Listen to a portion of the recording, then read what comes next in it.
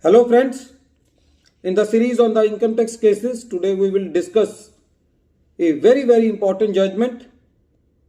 The name of the case is PR Packaging Service versus Assistant Commissioner of Income Tax, and this case has been reported in 101 ITR Tribunal short notes, page number 8. The matter has been decided by Mumbai ITAT SMC bench.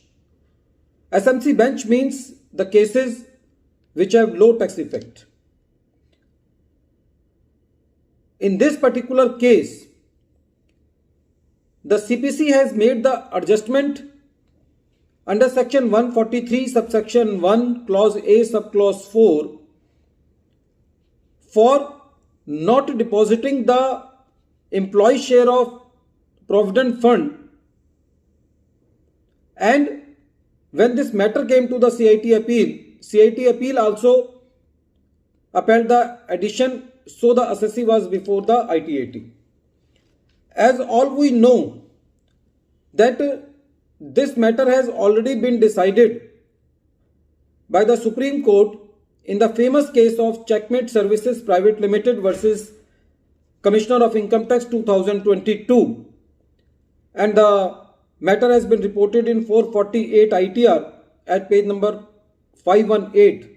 In this case, the Supreme Court said that if the employee share of the Provident Fund has not been deposited by the assessee within the due date of the respective acts, then even if the amount has been deposited before filing the return of income, even then the deduction of the amount of the payment to the employee's Provident Fund cannot be allowed to the assessee. This is a settled law because the Supreme Court has now decided in favor of the revenue.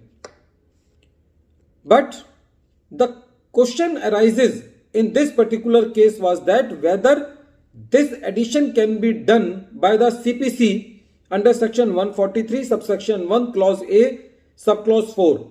So if we read in verbatim section 143 subsection 1 clause A clause 4, it says that the disallowance can be made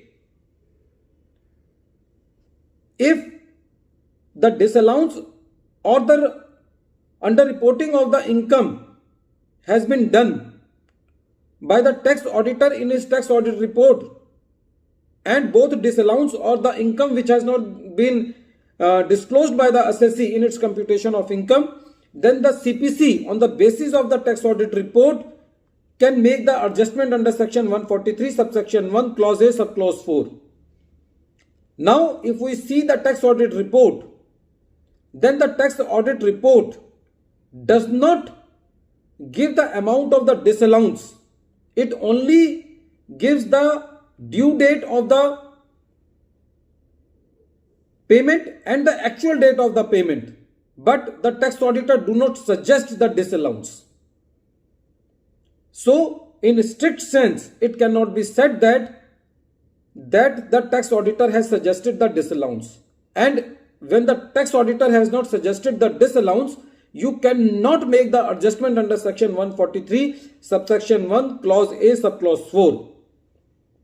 The meaning thereby is that if the department wants to make the addition on this point, then the department can make the addition only when it has taken the case of the assessee into scrutiny under section 143 subsection 3 or 148 or 153A or 153C as the case may be. But this type of disallowance is not possible as a prima facie adjustment under section 143 subsection 1 clause A clause 4. So friends, even if the law is very clear that this amount is not allowable as an expenditure, even then the CPC cannot make the adjustment by having recourse to the prima facie adjustment and by the intimation.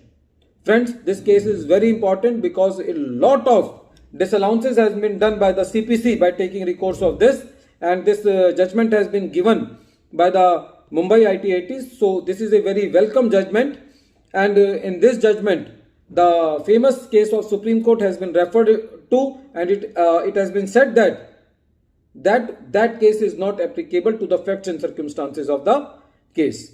So at the end of this video, once again I am repeating the name of the case. The name of the case is PR Packaging Service versus Assistant Commissioner of Income Tax. Thank you, friends.